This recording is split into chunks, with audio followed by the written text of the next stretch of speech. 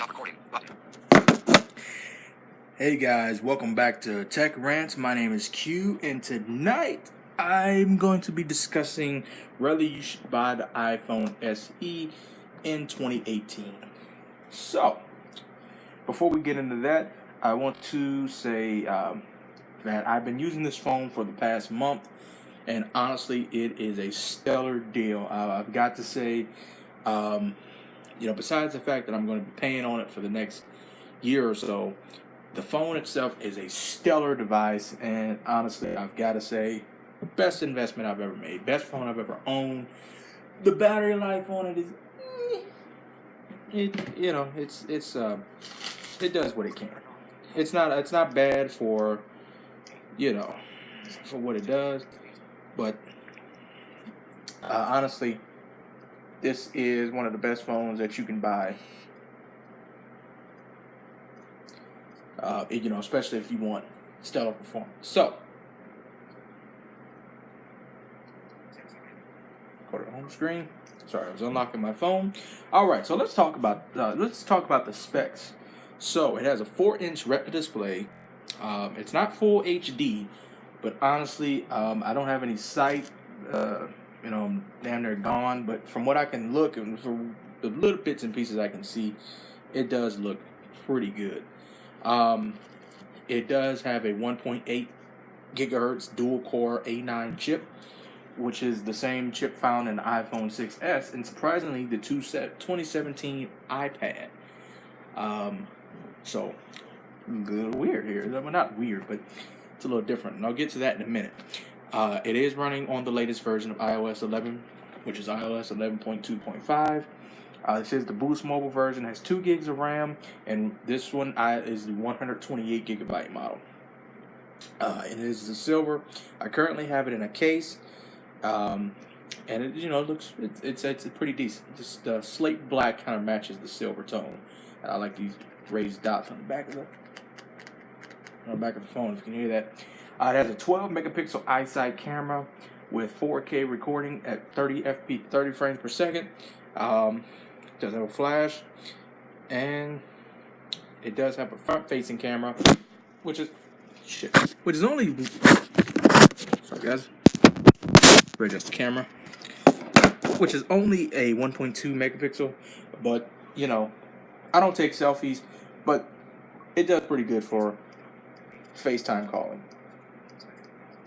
A lot of people are disappointed because it only came with the first generation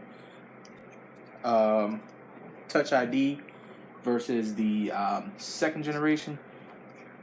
But honestly, if the second generation Touch ID is faster than the first generation, then wow, that's stellar. That's totally fast, because the first generation is actually pretty fast. I do notice sometimes where there is a couple hiccups, and it will take a while to unlock the phone. But honestly, for what it is, it gets the job done. So the price that I paid for this was, it's actually on sale at Boost Mobile right now for $199 for the 128 gigabyte, which is down from $229, which is a stellar deal because it's $349 on Apple's website for the 32 gigabyte and $449 for the 128 gigabyte, which is still not a bad price for what you get in the phone. So performance-wise, honestly, the performance of this phone is stellar. I don't see any hiccups. The phone heats up from time to time, but all phones get hot. The only phone I can say has never gotten hot, or if it did, it was not dangerously hot like some of these other ones. This is my J7 Perks, which I still have over here. I have not used. It's actually dead. I need to charge it. J7 Perks was oh shit.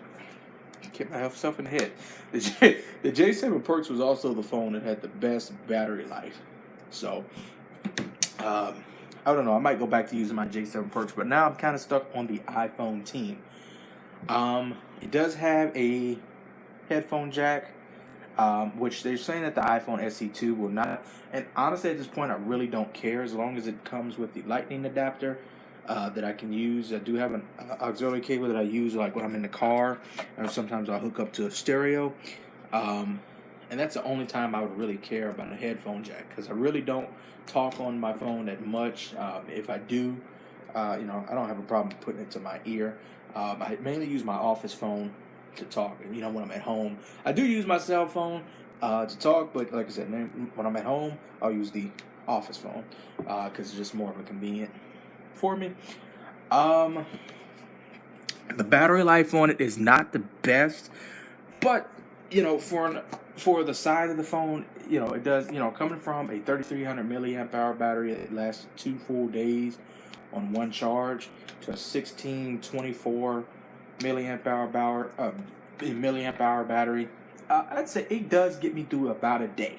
It does. It will get you through the whole day if it's light to moderate usage. Heavy usage, like if I shoot a couple videos back to back, play some stellar games, and watch a whole bunch of video, it's not gonna even last. It's probably gonna be about 4 or 5 hours, which is still not bad considering the size of the phone again. But like I said, on a day-to-day day of, it'll get you through a day or so. I've even gotten a day and a half in some cases. So a lot of people are complaining that it's very buggy on iOS 11. I do admit when I first upgraded to iOS 11.2.5, it was getting hot and it was not holding a charge at all. And after recalibrating the battery, and I probably will make a video about how to recalibrate an iPhone battery the easy way. I'll call it the recalibrated iPhone battery for dummies. And I'll put that out there. But honestly, the battery is pretty decent, and the performance on iOS 11 has really not been too bad. Even on my iPod Touch, I haven't noticed too much of the iPod Touch is probably in its final stage of iOS updates. But honestly, I can't have too many complaints for the iPhone SE. It is still performing as I opened it back in day one. Some people say it performed better on iOS 9 or iOS 10 when it was released. But me personally, I love it. I have not had any issues. I'd also, another thing about the battery, I do keep my battery on battery save on low power mode, which literally it does help. I have not tried using it without it since I've had it, but honestly, it does help. I do see some of the benefits of using low power mode. And the phone itself is just a all around solid device. Which brings us down to the verdict. Should you buy it in 2018? Is it something I would recommend? Absolutely. If you ever wanted to own an Apple device, the best thing you do is go for an older device, a generation or two behind. Now, the thing about the iPhone SE, which is a trip, is it was first launched in 2016, back in March 21st to be exact, I believe. And when it was released, it was competing with the iPhone 6s. It gave people a smaller feel. It's an iPhone 5 body and an iPhone and has iPhone 6s power. Now, the only thing that it lacked was a second generation iPhone, a second generation Touch ID. It does not have 3D Touch, and it does not. Something else that it does not have. It does not have that 6s's camera. So, but other than that, it performs very, very, very well. I'm like I said, me personally, I am stellar with it. I have not had any issues. Not too many negatives of the phone. Like I said, a lot of people say the camera could be better, but of course, when you can't see, you can't necessarily make that judgment. At this point in time, as long as it comes with an adapter, I don't too much care about the headphone jack, but it does have it, which is pretty good. And it performs. So when it was first launched in 2016, it came with the 16 gigabyte and the 64 gigabyte. Well, Apple decided to change that in 2017 and revised it and made it a 32 and a 128 gigabyte variant. And that was actually pretty good. So, and they didn't change any of the hardware except for the internal storage. And which is fine because the 2017 iPad has the same chip. So you can guarantee this device at least, oh God, I'd say 1, 2, 3, 4, 5. I would say at least 2 or 3 more updates, software updates. It's definitely going to get iOS 12, and I would even say 13. Probably. It might stop at 13, and we may get lucky and go up to 14. But judging by the way Apple has handled things, it could go all the way up to 14, I believe. So, honestly, should you buy the iPhone SE in 2018? My personal opinion, yes, go for it. It's a good price, especially if you have prepaid carriers. I know it's like $159 at Walmart for like total wireless and straight talk. It's $199 on Boost Mobile, and it's $179 at Cricket. And if you port over to Metro, it's $50. Steal. That's a steal right there. If circumstances were different, I would have went to Metro and got it, honestly. But circumstances are not different. It's not that Metro doesn't work in my house. It's just that me and Metro, honestly, for my job and the way I travel and different things like that, it's not going to work. So the iPhone SE, best phone you can buy, especially if you want an Apple device. Like I said, I haven't had any problems with it on iOS 11. I know a lot of people have complaints and said that they have.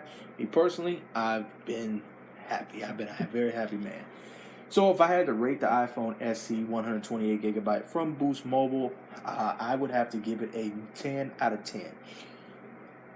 I take that back. I'll give it an 8.5 out of 10. If the battery life was better, it would definitely get a 10. But it's not. But it's still good. It's still a very, very good device.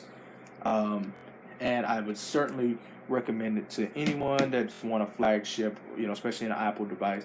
I would certainly recommend it. So if this was helpful, informative in any way, please leave a like, comment, subscribe, share, all that other good stuff. If you have any questions, leave them down below, and I will take care of you as soon as possible. This is Q from Tech Rants. Thanks for watching. Have a wonderful and blessed day or night. Peace. Stop recording.